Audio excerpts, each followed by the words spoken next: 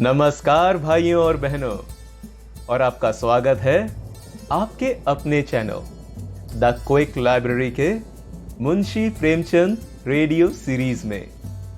और आज आपके लिए हाजिर है मुंशी प्रेमचंद की लिखी हुई एक और बेहतरीन कहानी, कज़ाकी। तो ये कहानी है एक बच्चे और डाकघर में काम करने वाले एक कर्मचारी कज़ाकी की दोस्ती की। और एक दिन कज़ाकी को एक छोटी सी गलती की वजह से नौकरी से निकाल दिया जाता है। तो क्या कज़ाकी को अब नौकरी वापस मिल पाती है? क्या गलती थी उसकी? क्या कज़ाकी और वो बच्चा फिर से मिल पाते हैं? आइए जानते हैं इस कहानी में। तो कहानी कुछ यूं शुरू होती है। मेरी बाल स्मृतियों में कज़ाकी एक ना मिटने वाला व्यक्ति है। आज 40 साल गुजर गए हैं। कज़ाकी की मूर्ति अभी तक आंखों के सामने नाच रही है। मैं इन दिनों अपने पिता के साथ आजमगढ़ की एक तहसील में था और कज़ाकी जागती का पासी था। बड़ा ही हंसमुख, बड़ा ही साहसी और बहुत ही जिंदा दिल। वो रोज शाम को डाक का थैला लेकर आता, रात भर रहता और सवेरे डाक लेकर चला जाता। शाम को फिर उधर से डाक लेकर आ जाता और मैं दिन भर एक उद्विग्न दशा में उसकी राह देखा करता। ज्यों ही 4 बजते व्याकुल होकर सड़क पर आकर खड़ा हो जाता और थोड़ी ही देर में कज़ाकी कंधे पर बल्लम रखे उसकी झुंझुनी बजाता दूर से दौड़ता हुआ आता दिखलाई देता। वो सांवले रंग का गठीला लंबा जवान था। शरीर सांचे में ऐसा ढला हुआ कि चतुर मूर्तिकार भी उसमें कोई दोष ना निकाल सकता था। उसकी छोटी छोटी मूछें उसके सुडौल चेहरे पर बहुत ही अच्छी मालूम होती थीं। मुझे देखकर वो और भी तेज दौड़ने लगता। उसकी झुंझुनी और तेजी से बजने लगती और मेरे हृदय में और जोर से खुशी की धड़कन होने लगती। हर्षातिरेक में मैं भी दौड़ पड़ता और एक क्षण में कज़ाकी का कंधा मेरा सिंहासन बन जाता। वो स्थान मेरी अभिलाषाओं का स्वर्ग था। स्वर्ग में निवासियों को भी शायद वो आंदोलित आनंद ना मिलता होगा जो मुझे कज़ाकी के विशाल कंधों पर मिलता था।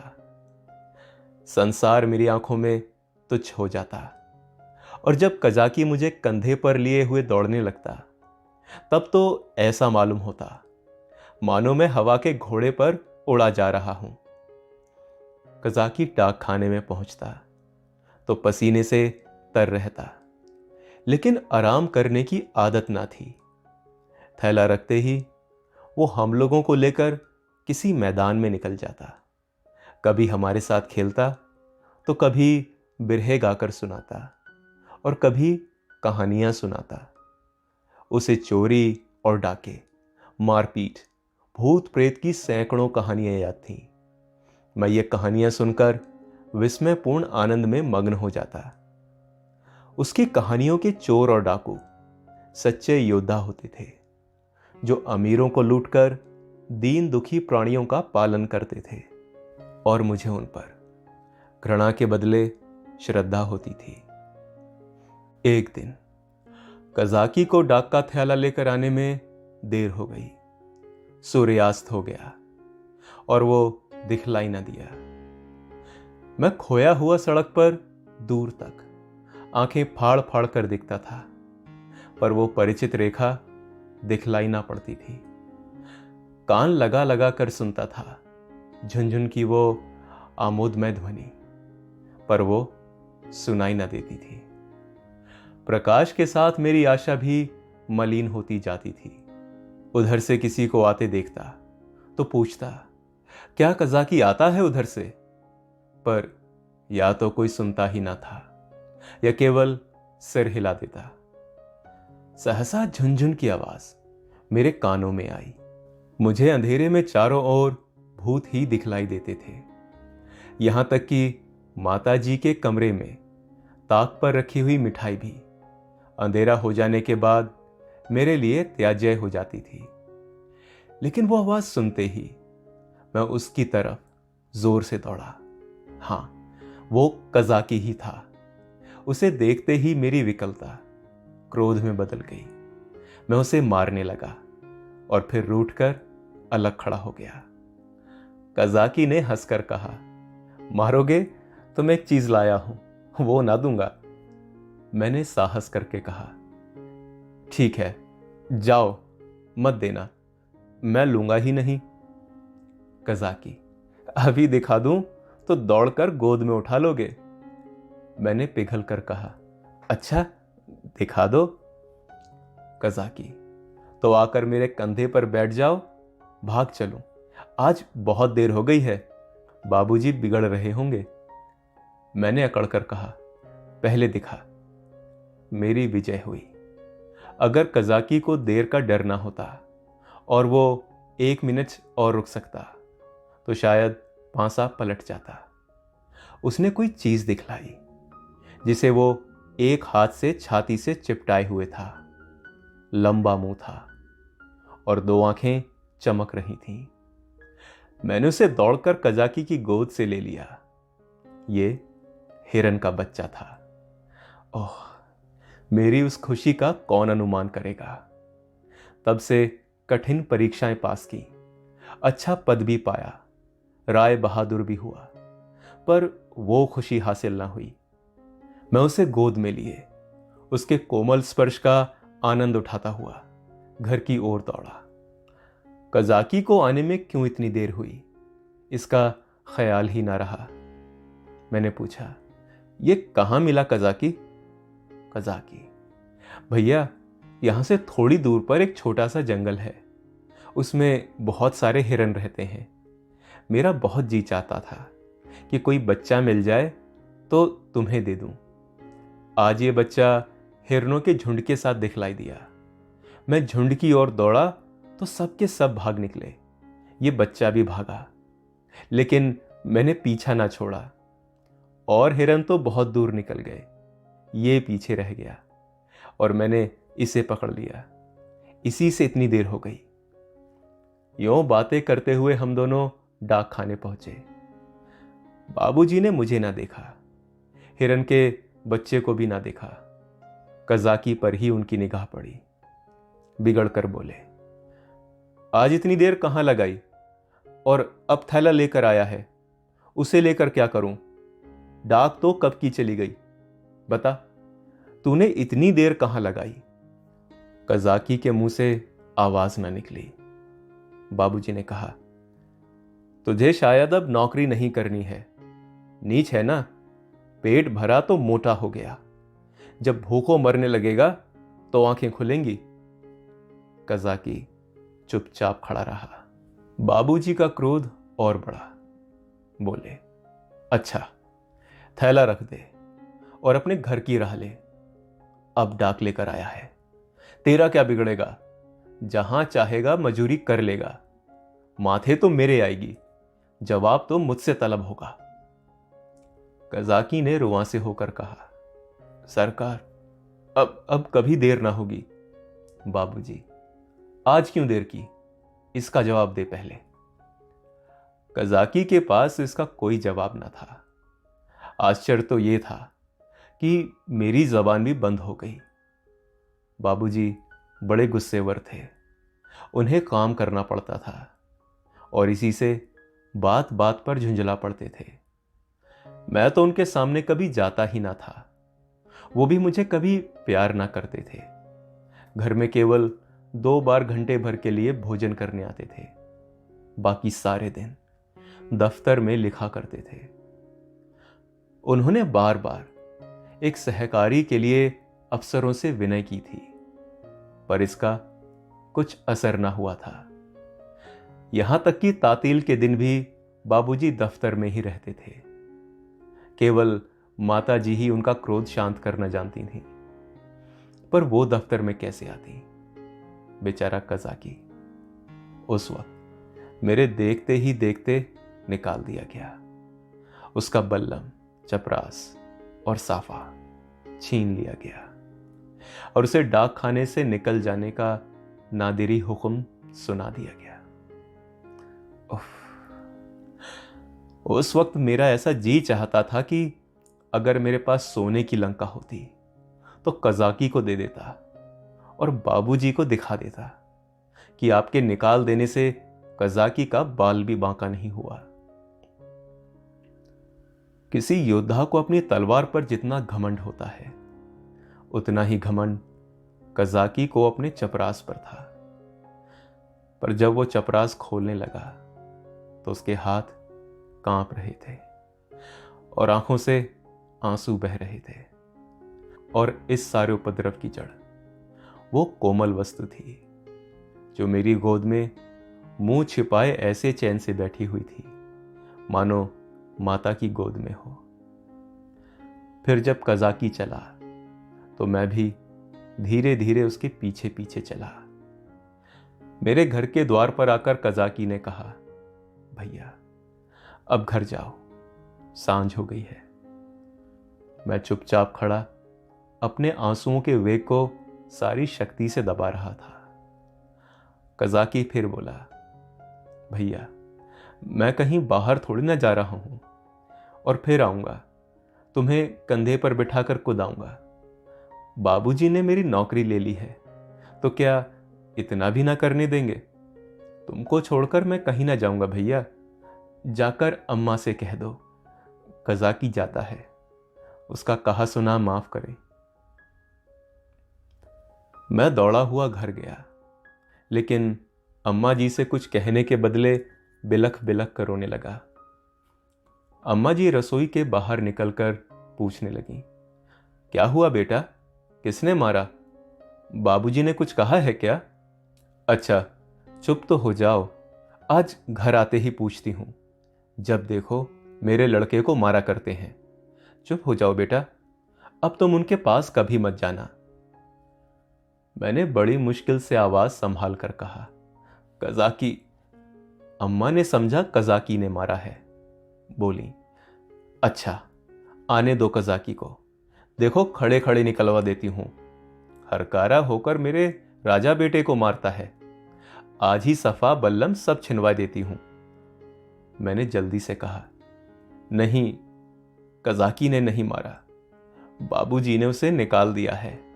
उसका सफा बल्लम सब छीन लिया, चपरास भी ले ली। अम्मा, क्या? ये तो तुम्हारे बाबूजी ने बहुत बुरा किया। वो बेचारा अपने काम से इतना चौकस रहता है, फिर उसे क्यों निकाला? मैंने कहा, आज उसे देर हो गई थी। यह कहकर मैंने हिरन के बच्चे को गोद से उतार दिया। घर में उसके भाग जाने का भय ना था। अब तक अम्मा जी की निगाह भी उस पर पड़ी ना थी। उसे फुदकते देखकर वो सहसा चौंक पड़ी और लपक कर मेरा हाथ पकड़ लिया कि कहीं ये भयंकर जीव मुझे काट ना खाए। मैं कहां तो फूट फूट कर रो रहा था और अम्मा की घबराहट देखकर खिलखिलाकर हंस पड़ा। अम्मा, अरे ये तो हिरन का बच्चा है, कहां से मिला? मैंने हिरन के बच्चे का सारा इतिहास और उसका भीषण परिणाम आदि से अंत तक कह सुनाया। अम्मा, ये इतना तेज भागता था कि अगर कोई दूसरा होता तो पकड़ ही ना सकता। सन सन हवा की तरह उड़ता चला जाता था। कज़ाकी 5-6 घंटे तक इसके पीछे दौड़ता रहा, तब कहीं जाकर बच्चा मिले। अम्मा जी, कज़ाकी की तरह कोई दुनिया भर में दौड़ नहीं सकता। इसी से तो देर हो गई, इसलिए बाबूजी ने बेचारे को निकाल दिया। चपरास, सफा, बल्लम सब छीन लिया। अब बेचारा क्या करेगा? भूखों मर जाएगा। अम्मा ने पूछा, कहां है कज़ाकी? जरा उसे बुलाकर तो लाओ। मैंने कहा, बाहर तो खड़ा है, कहता था अम्मा जी से मेरा कहा सुना माफ करवा देना। अब तक अम्मा जी मेरे वृत्तांत को दिल लगी समझ रही थी। शायद वो समझती थी कि बाबूजी ने कज़ाकी को डांटा होगा, लेकिन मेरा अंतिम वाक्य सुनकर उन्हें संशय हुआ कि कहीं सचमुच तो कज़ाकी बर्खास्त नहीं कर दिया गया। बाहर आकर कज़ाकी कज़ाकी पुकारने लगी, पर कज़ाकी का कहीं पता न था। मैंने बार बार पुकारा, लेकिन कज़ाकी वहां ना था। खाना तो मैंने खा लिया। बच्चे शौक में खाना खाना नहीं छोड़ते, खासकर जब रबड़ी भी सामने हो। मगर बड़ी रात तक पड़े पड़े सोचता रहा। मेरे पास रुपया होते तो 1 लाख रुपए कज़ाकी को दे देता और कहता, बाबूजी से कभी मत बोलना, बेचारा भूखों मर जाएगा। देखूं कल आता है कि नहीं। पर अब आकर क्या करेगा?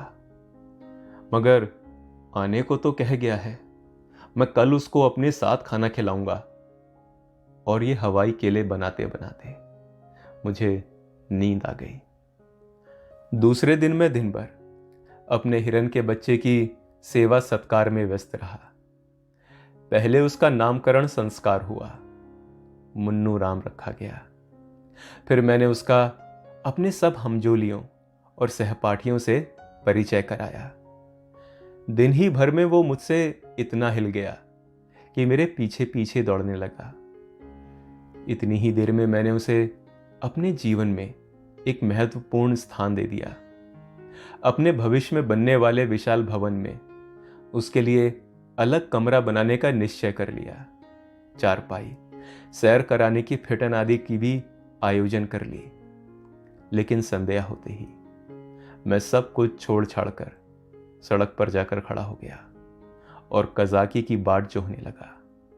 जानता था कि कज़ाकी निकाल दिया गया है और अब उसे यहां आने की कोई जरूरत नहीं रही। फिर भी ना जाने क्यों मुझे ये आशा हो रही थी कि वो आ रहा है। एकाएक मुझे ख्याल आया कि कज़ाकी भूखों मर रहा होगा। मैं तुरंत घर आया। अम्मा दिया बत्ती कर रही थी। मैंने चुपके से एक टोकरी में आटा निकाला। आटा हाथों में लपेटे टोकरी से गिरते आटे की एक लकीर बनाता हुआ भागा और जाकर सड़क पर खड़ा ही हुआ था कि कज़ाकी सामने से आता दिखलाई दिया। उसके पास बल्लम भी था, कमर में चपरास भी थी और सिर पर सफा भी बंधा हुआ था। बल्लम में डाक का थैला भी बंधा हुआ था। मैं दौड़कर उसकी कमर से चिपट गया और विस्मित होकर बोला, तुम्हें चपरास और बल्लम कहां से मिल गया कज़ाकी? कज़ाकी ने मुझे उठाकर कंधे पर बैठलाते हुए कहा, वो चपरास किस काम की थी भैया? वो तो गुलामी की चपरास थी। ये पुरानी खुशी की चपरास है। पहले सरकार का नौकर था, अब तुम्हारा नौकर हूं। ये कहते कहते उसकी निगाह टोकरी पर पड़ी जो वहीं रखी थी। बोला, ये आटा कैसा है भैया? मैंने सकुचाते हुए कहा, तुम्हारे लिए ही तो लाया हूं। तुम भूखे होगे, आज क्या खाया होगा? कज़ाकी। मैं उसकी आंखों में तो ना देख सका, उसके कंधे पर बैठा हुआ था। हां, उसकी आवाज से मालूम हुआ कि उसका गला भर आया है।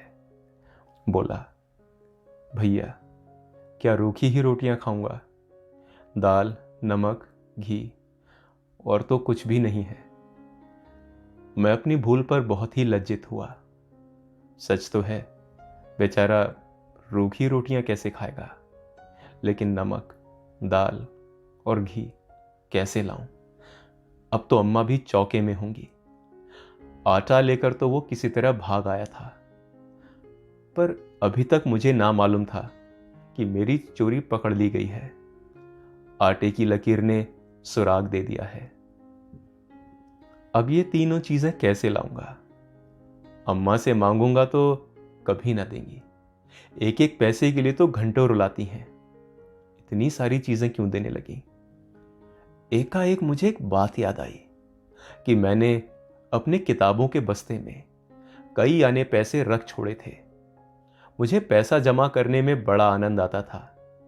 मालूम नहीं अब वो आदत क्यों बदल गई, पर अब भी वही हालत होती तो शायद इतना फाके मस्त ना होता। बाबूजी मुझे प्यार तो कभी ना करते थे, पर पैसे खूब देते थे। शायद अपने काम में व्यस्त होने के कारण मुझसे पिंड छुड़ाने के लिए इसी नुस्खे को सबसे आसान समझते थे। इनकार करने पर मेरे रोने और मचलने का भय था। इस बाधा को वो दूर से ही टाल देते थे। अम्मा जी का स्वभाव ठीक इसके प्रतिकूल था। उन्हें मेरे रोने और मचलने से किसी काम में बाधा पड़ने का भय ना था। आदमी लेटे लेटे दिन भर का रोना सुन सकता है, पर हिसाब लगाते हुए जोर की आवाज से ध्यान बढ़ जाता है। अम्मा मुझे प्यार तो बहुत करती थी, पर पैसे का नाम सुनते ही उनकी त्योरियां बदल जाती थीं। मेरे पास किताबें ना थीं। हां, एक बस्ता था जिसमें डाक खाने के 2-4 फॉर्म तय करके पुस्तक के रूप में रखे हुए थे। मैंने सोचा, दाल, नमक और घी के लिए क्या उतने पैसे काफी ना होंगे? मेरी तो मुट्ठी में नहीं आते। और ये निश्चय करके मैंने कहा, अच्छा, मुझे उतार दो तो मैं दाल और नमक ला दूं, मगर रोज आया करोगे ना? कज़ाकी, भैया, खाने को दोगे तो क्यों ना आऊंगा? मैंने कहा, मैं रोज खाने को दूंगा। कज़ाकी बोला, तो मैं भी रोज आऊंगा। मैं नीचे उतरा और दौड़कर सारी पूंजी उठा लाया। कज़ाकी को रोज बुलाने के लिए उस वक्त अगर मेरे पास कोहिनूर हीरा भी होता तो उसको भेंट करने में मुझे पसो पेश ना होता। कज़ाकी ने विस्मित होकर पूछा, ये पैसे कहां पाए भैया? मैंने गर्व से कहा, मेरे ही तो हैं। कज़ाकी, तुम्हारी अम्मा तुमको मारेंगी, कहेंगी कज़ाकी ने फुसलाकर मंगवा लिए होंगे। भैया, इन पैसों से मिठाई ले लेना और मटके में रख लेना। मैं भूखों नहीं मरता, मेरे 2 हाथ हैं, मैं भला भूखों मर सकता हूं क्या? मैंने बहुत कहा कि पैसे मेरे हैं, लेकिन कज़ाकी ने ना लिए। उसने बड़ी देर तक इधर उधर की सैर कराई, गीत सुनाए और मुझे घर पहुंचा दिया। मेरे द्वार पर आटे की टोकरी भी रख दी। मैंने घर में कदम रखा ही था कि अम्मा जी ने डांट कर कहा, क्यों रे चोर, तू आटा कहां ले गया था? अब चोरी करना भी सीखता है। बता, किसको आटा दे आया? नहीं तो तेरी खाल उधेड़ कर रख दूंगी। मेरी तो नानी ही मर गई। अम्मा क्रोध में सहनी हो जाती थी। सिर पिटाकर बोला कि किसी को तो नहीं दिया। अम्मा, तूने आटा नहीं निकाला? देख, कितना आटा सारे आंगन में बिखरा पड़ा है। मैं चुपचाप खड़ा था। वो कितना ही धमकाती थी, चुमकारती थी, पर मेरी जबान ना खुलती। आने वाली विपत्ति के भय से प्राण सूखे जा रहे थे। यहां तक कि ये भी कहने की हिम्मत ना पड़ती थी कि बिगड़ती क्यों हो, आटा तो द्वार पर ही रखा हुआ है, और ना ही उठाकर लाते ही बनता था। मानो क्रिया शक्ति ही लुप्त हो गई थी, मानो पैरों में हिलने का सामर्थ्य ही नहीं था। सहसा कज़ाकी ने पुकारा, बहू जी, आटा द्वार पर रखा हुआ है, भैया मुझे देने को लाए थे। ये सुनते ही अम्मा द्वार की ओर चली गईं। कज़ाकी से वो पर्दा ना करती थीं। उन्होंने कज़ाकी से कोई बात की या नहीं, ये तो मैं नहीं जानता, लेकिन अम्मा जी खाली टोकरी लिए हुए घर में आई। फिर कोठरी में जाकर संदूक से कुछ निकाला और द्वार की ओर गईं। मैंने देखा कि उनकी मुट्ठी बंद थी। अब मुझसे वहां खड़े ना रहा गया। अम्मा जी के पीछे पीछे मैं भी गया। अम्मा ने द्वार पर कई बार पुकारा, मगर कज़ाकी चला गया था। मैंने बड़ी धीरता से कहा, मैं जाकर खोज लाऊं अम्मा? अम्मा जी ने कबाड़ बंद करते हुए कहा, तुम अंधेरे में कहां जाओगे? अभी तो यहीं खड़ा था। मैंने कहा कि यहीं रहना, मैं आती हूं। तब तक न जाने कहां खिसक गया। बड़ा संकोची है। आटा तो लेता ही ना था। मैंने जबरदस्ती उसके अंगोछे में बांध दिया। मुझे तो बेचारे पर बड़ी दया आती है। ना जाने बेचारे के घर में कुछ खाने को है कि नहीं। रुपये लाई थी कि दे दूंगी, पर न जाने कहां चला गया। अब तो मुझे भी साहस हुआ। मैंने अपनी चोरी की पूरी कथा कह डाली। बच्चों के साथ समझदार बच्चे बनकर माँ बाप उन पर जितना असर डाल सकते हैं, जितनी शिक्षा दे सकते हैं, उतने बूढ़े बनकर नहीं। अम्मा जी ने कहा, तुमने मुझसे पूछ क्यों ना लिया? क्या मैं कजाकी को थोड़ा सा आटा ना देती? मैंने उसका उत्तर ना दिया। दिल ही दिल में कहा, इस वक्त तुम्हें कजाकी पर दया आ रही है तो जो चाहे दे डालो, लेकिन अगर मैं मांगता तो मारने दौड़ती। हां, यह सोचकर चित्त प्रसन्न जरूर हुआ कि अब कजाकी भूखों ना मरेगा। अम्मा जी उसे रोज खाने को देंगी और वो रोज मुझे कंधे पर बिठाकर सैर कराएगा। दूसरे दिन मैं मुन्नू से दिन भर खेलता रहा और शाम को सड़क पर जाकर खड़ा हो गया। मगर अंधेरा हो गया और कजाकी का कहीं पता नहीं। दिए जल गए, रास्ते में सन्नाटा छा गया, पर कजाकी नहीं आया। मैं रोता हुआ घर आया। अम्मा जी ने पूछा, क्यों रोते हो बेटा? क्या कजाकी नहीं आया? मैं और जोर से रोने लगा। अम्मा जी ने मुझे छाती से लगा लिया। मुझे ऐसा मालूम हुआ कि उनका भी कंठ गदगद हो गया है। उन्होंने कहा, बेटा चुप हो जाओ, मैं कल किसी हरकारे को भेजकर कजाकी को बुलवाऊंगी। मैं रोते रोते ही सो गया और सवेरे ज्यों ही आंखें खुली, मैंने अम्मा जी से कहा, कजाकी को बुलवा दो। अम्मा ने कहा, आदमी गया है बेटा, कजाकी आता ही होगा। और मैं खुश होकर खेलने लगा। मुझे मालूम था कि अम्मा जी जो बात कहती हैं उसे पूरा जरूर करती हैं। उन्होंने सुबेरे ही एक हरकारे को भेज दिया था। 10 बजे मैं मुन्नू को लिए हुए घर आया तो मालूम हुआ कि कजाकी अपने घर पर नहीं मिला। वो रात को भी घर ना गया था। उसकी स्त्री रो रही थी कि ना जाने कहां चले गए। उसे भय था कि वो कहीं भाग गया है। बालकों का हृदय कितना कोमल होता है, इसका अनुमान कोई दूसरा नहीं कर सकता। उनमें अपने भावों को व्यक्त करने के लिए शब्द नहीं होते। उन्हें तो यह भी ज्ञात नहीं होता कि कौन सी बात उन्हें विकल कर रही है, कौन सा कांटा उनके हृदय में खटक रहा है, क्यों बार बार उन्हें रोना आता है और क्यों वो मन मारे बैठे रहते हैं, क्यों खेल में जी नहीं लगता। मेरी भी यही दशा थी। कभी घर में आता, कभी बाहर जाता, कभी सड़क पर जाकर खड़ा हो जाता। आंखें कजाकी को ढूंढ रही थी। वो कहां चला गया? कहीं भाग तो नहीं गया? तीसरे पहर को मैं खोया हुआ सा सड़क पर खड़ा था। सहसा मैंने कजाकी को एक गली में देखा। हां, वो कजाकी ही था। मैं उसकी ओर चिल्लाता हुआ दौड़ा, पर गली में उसका पता ना था। ना जाने किधर गायब हो गया। मैंने गली के इस सिरे से उस सिरे तक देखा, मगर कहीं भी कजाकी की गंध तक ना मिली। घर जाकर मैंने अम्मा जी से यह बात कही तो मुझे ऐसा जान पड़ा कि वो ये बात सुनकर बहुत चिंतित हो गई।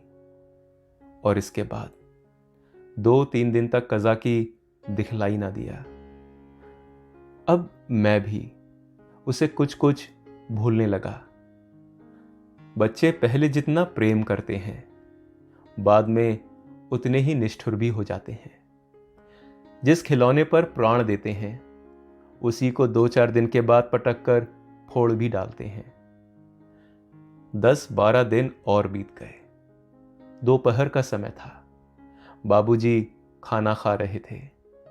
मैं मुन्नू के पैरों में पैजनियां बांध रहा था कि तभी एक औरत घूंघट निकाले हुए आई और आंगन में आकर खड़ी हो गई। उसके कपड़े फटे हुए और मैले थे, पर वो गोरी और सुंदर स्त्री थी। उसने मुझसे पूछा, भैया बाबूजी कहाँ हैं? मैंने उसके पास जाकर उसका मुंह देखते हुए कहा, तुम कौन हो? क्या बेचती हो? औरत, कुछ बेचती नहीं हूं, तुम्हारे लिए ये कमल गट्टे लाई हूं। भैया तुम्हें तो कमल गट्टे बहुत अच्छे लगते हैं ना? मैंने उसके हाथों से लटकते हुई पोटली को उत्सुक नेत्रों से देखकर पूछा, कहां से लाई हो? देखें। औरत, तुम्हारे हरकारे ने भेजा है भैया। मैंने उछलकर पूछा, कजाकी ने? औरत ने सिर हिलाकर हां कहा और पोटली खोलने लगी। इतने में अम्मा जी भी रसोई से निकल आईं। उसने अम्मा जी के पैरों का स्पर्श किया। अम्मा ने पूछा, तू कजाकी की घरवाली है? औरत ने सिर झुका लिया। अम्मा, आजकल कजाकी क्या करता है? औरत ने रोकर कहा, बहू जी, जिस दिन से आपके पास से आटा लेकर आए हैं उसी दिन से बीमार पड़े हैं। बस भैया भैया किए जाते हैं। भैया में ही उनका मन बसा रहता है। चौंक चौंक कर भैया भैया करते हुए द्वार की ओर दौड़ते हैं। ना जाने उन्हें क्या हो गया है। बहू जी, एक दिन मुझसे ना कुछ कहा ना सुना, घर से चल दिए और एक गली में छिपकर भैया को देखते रहे।